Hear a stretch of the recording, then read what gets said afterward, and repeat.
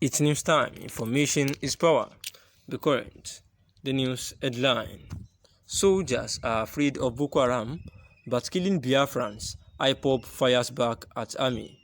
The indigenous people of Biafra, IPOB, had actually said that the soldiers are actually afraid of Boko Haram, but they are actually killing them one after the other, where the indigenous people of Biafra has claimed that the Nigerian army is responsible for the killings and general insecurity in the southeast.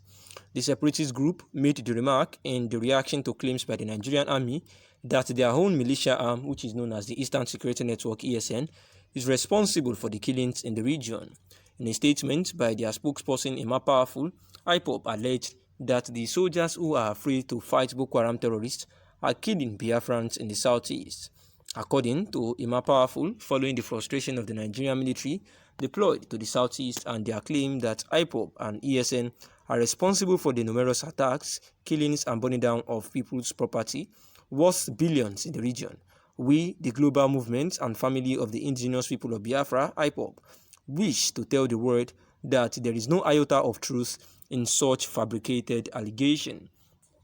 It is rather the Nigerian military and their sister security agency that are masterminding the ongoing secret genocide and mayhem in the southeast. It is quite unfortunate that after committing these atrocities, these vampires cleverly point accusing fingers at IPOB just to cover their flanks and deceive the gullible. The Nigerian army is afraid of facing Boko Haram and other terrorists in the north, but down here in the south, they have taken over the work of the police in their desperation to kill more Biafrans. No matter how much they want to twist facts, the public is already aware of their pranks.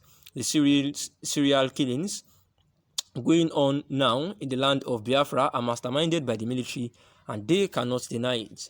There are viral videos where the Nigerian military is demonstrating its might against innocent and helpless people of Agu in Enugu State.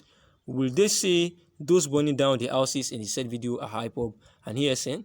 We challenge them for forensic audit of the viral video at the United Nations to establish these facts, to know those that are actually behind the destruction going on in the southeast. And this is as the army fires back at the economists, saying that insecurity threatens Nigeria, saying that the Nigerian army fired back after the influential London magazine known as The Economist claimed that a collapse of insecurity and state authority in Nigeria has allowed criminal gangs to run wild.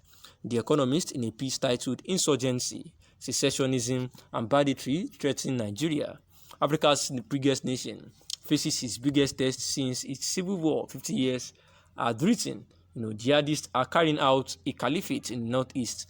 Gangs of kidnappers are terrorizing the northwest. The fire of Biafran secessionism has been rekindled in the oil-rich southeast. The violence threatening just Nigeria's 200 million people, but also the stability of the entire region that surrounds them. It stressed that most Nigerians that are young want to emigrate because they are scared of insecurity in the nation. But the Nigerian army, in a statement, dismissed the report, saying that it remains steadfast, unwavering and resolute in stamping out terrorism, banditry and other violent crimes assailing Nigeria and the West African region. The Economist report read in part that readers who does not follow Nigeria closely may ask, what news? Nigeria has been corrupt and turbulent for decades. Is that jihadism, organized crime and political violence have grown so intense and widespread that most of the country is sliding towards ungovernability? In the first 9 months of 2021, almost 8,000 people were directly killed in various conflicts. Hundreds of thousands more perished because of hunger and disease caused by fighting. More than 2 million have fled their homes. The jihadist threat in the northeast has metastasized, and a few years ago, an area the size of Belgium was controlled by Boko Haram, a group of zealots notorious for enslaving young girls. Now, Boko Haram is being supplanted by an affiliate of Islamic State that is equally brutal but more competent, and so a bigger danger to Nigeria. In the southeast, demagogues are stirring up ethnic grievances and feeding the delusion that one group, the Igbos can walk off with the country's oil, the source of about half of government revenues. President Muhammadu Buhari has hinted that Biafran separatism will be dealt with as ruthlessly now as it was half a century ago.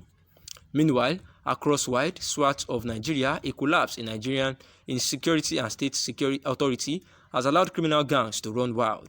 In the first 9 months of this year, some 2,200 people were kidnapped for ransom, more than double the roughly 1,000 abducted in 2020. Perhaps 1 million children are missing school for fear that they will be snatched. Two factors help explain Nigerian increasing instability: a sick economy and a bubbling government. Slow growth and 2 recessions have made Nigerians poorer on average each year since oil prices fell in 2015. Before COVID-19, fully 40% of them were below Nigerians' extremely low poverty line of about $1 a day. If Nigeria's 30 states were stand-alone countries, more than 1/3 would be categorized by the World Bank as low income, less than $1,045 a head. Poverty combined with stagnation tends to increase the risk of civil conflict. Economic troubles are compounded by a government that is inept and heavy-handed. Mr. Buhari, who was elected in 2015, turned an oil shock into a recession by propping up the naira and barring many imports in the hope this would spur domestic production. Instead, he sent annual food inflation soaring about 20%. He has failed to curb corruption, which breeds resentment. Many Nigerians are furious that so little benefit from the country's billions of petrodollars, much of which their rulers have squandered or stolen. Many politicians blame rival ethnic or religious groups, claiming that they have taken more than their fair share. This wins votes, but Nigeria a tinderbox. When violence erupts, the government does nothing to crack heads almost indiscriminately. Now, the Nigerian army is mighty on paper, but many of its soldiers are ghosts who exist only on the payroll, and much of its equipment is stolen and sold to insurgents. The army is also stretched thin, having been deployed to all Nigerian states. The police are understaffed, demoralized, and poorly trained. Many supplement their low pay by robbing the public they have sworn to protect. To stop the slide towards lawlessness, Nigeria government should make its own forces obey the law. Soldiers and police who murder or torture should be prosecuted.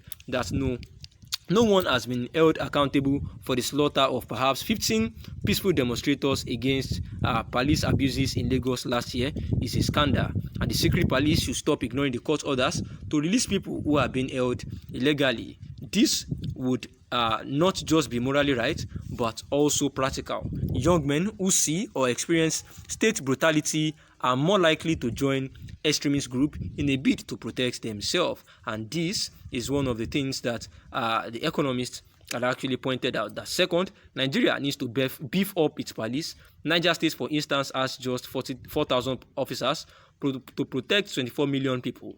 Local cops will be better at stopping kidnappings and solving crime than the current federal force, which is often sent charging from one trouble spot to another. And money could come from cutting wasteful spending by the armed forces on jet fighters, which are not much used for guarding schools.